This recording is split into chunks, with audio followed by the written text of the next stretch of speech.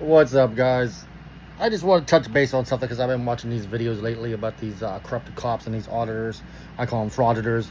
Now, the frauditors are exactly that. What they do is they'll come and they'll videotape, which is your God-given right to videotape whatever you want on public streets and public property. That's fine. But if they don't get a rise out of somebody, they'll just start like antagonizing people by getting closer to you and recording your personal information and trying to get a rise out of people to the point where somebody will come and go, what the fuck are you doing? And then they'll get smart with them, and then they know at that point the cops are going to get called, so they can just act like they own the cops. Meanwhile, the cops already know the laws. But I will say this: there are crooked cops and there are racist cops. I've been watching these videos and they're like, do you know why we pulled you over? I'm like, yeah, you pulling the dude over because of DWB. You know, I got pulled over because I grew up in a bad neighborhood, okay? I'm from Pittsburgh. I grew up in a neighborhood called Belsuver. I had my boy in the car.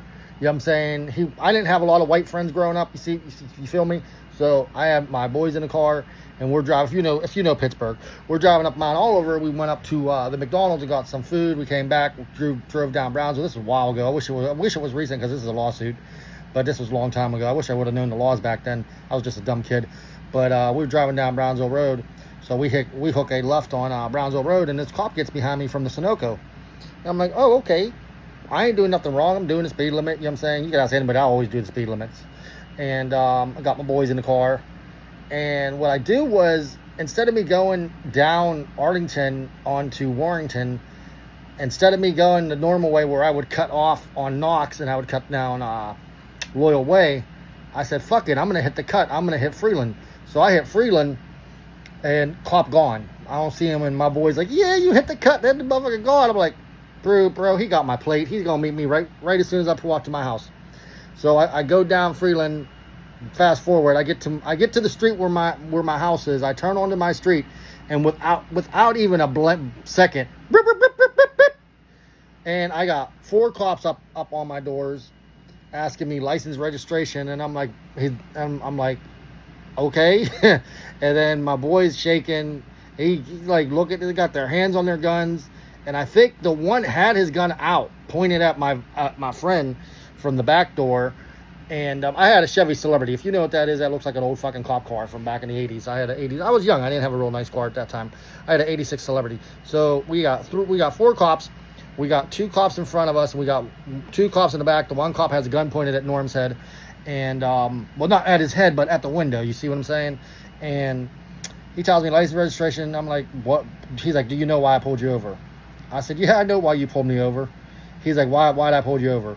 I said, because you saw me in Mount Oliver. You got behind me on fucking on Arlington Avenue. You ran my plate. You see that the plate came back to this car with a legitimate address. So you just waited for me to come home so you could pull me over. I said, you had no reason to pull me over whatsoever. I did nothing. I used all my turn signals. I stopped at every stop sign. I was like, this is just stupid. And then he pulls me out the car. He goes, you got a smart mouth. I said, man, I'm just tired of this. I was like, this is harassment. And he's like, oh, you got a smart mouth? All right. He's like, we're going to search your car. I'm like, no, you ain't. He's like, yeah, we are. He's like, we ran the plate. It ain't even in your car. I was like, okay, well, then ask the owner if you can search the fucking car. He's like, no, we're searching the car. So they pulled Norm out the car. They frisk him. They frisk me. And he searches the car. He don't find nothing. And then he goes, since you like to lie.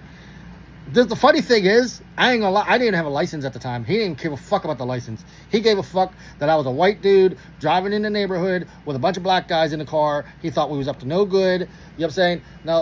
Now he got me all fucking on this. He tell me if this is legal or not, people. So he got me frisked. He frisked me. He got me slammed up against my trunk. And then the dude searches the car. He don't find nothing. I don't know how, because there was a blunt in the middle of the seat. That's a story for another day. He totally missed that one. But yeah, he didn't find nothing. And then he comes up to me and goes, oh, Mr. Liar. He's like, I think you're holding something. I'm like, what? He goes, strip. He made me strip down to my boxers. This is fucking January in Pittsburgh, by the way. It's freezing cold. And then finally, because we're in high school, you know what I'm saying? We're young. In high school, in this region, they have gang cops that come up and they try to become friends with you. They think you're in a gang and they're trying to get in with the gangs and they're trying to act like they're your best friend. So Officer Harris comes up, which is a really, like, this is what I'm saying. There's good officers and there's bad officers. Officer Harris comes up, he goes, hey, what's up, Sean? And he knew me. He's like, what up, Norm? And he's like, what's going on? I was like, man, your boy tripping. And this is exactly how I say it. I don't care if you say I'm sounding like I'm not white. I grew up in the neighborhood. This is exactly how I said it. I said, man, your boy tripping. We went to McDonald's, got a muffin burger. We about to get to the crib, eat, and just call it a night. He's like, so you just going home? I was like, yeah, we going home. He's like, where you live? I'm like, right there.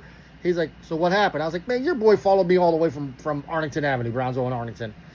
And he's like, well, when did he pull you over? I said, he pulled me over after I turned on the street. He wasn't even behind me. I said, he came down Climax Street, rolled up fucking Estella, and he hit Loyal Way. I know exactly what he did. He ran my plate. He knew where I lived. He's like, oh, dude, calm down. He's like, so you're just going home for the night? I was like, yeah. He's like, you boys are done? I was like, we ain't doing nothing anyways. He's like, are you boys done? I was like, yeah. He's like, all right, go home. And then there's this cocky-ass white cop was like, oh, by the way, Harris is a black cop. I don't like to put race in things. But yeah, the fucking cop was like, well, yeah, you better park your mom's car. I'm like, oh my God, I can't stand these cops. Those are the cops I can't stand. The reason why I call them frauditors is because they're just trying to get rise out of cops. But if you just monitor the cops, you can single out the bad ones and the good ones. There's good ones, there's bad ones, there's good people, there's bad people. On that incident, those were bad cops.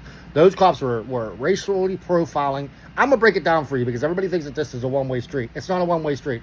If you white in a bad neighborhood, you're buying drugs, you're going to get pulled over, you're going to get harassed. I got pulled over before in my neighborhood, before they knew where I lived, and the cop actually pulled me out of the car because I had 3 people with me. And yes, they were black people. He pulls me out the car, he brings me back to his car, he goes, I'm just acting like I'm frisking you and questioning you.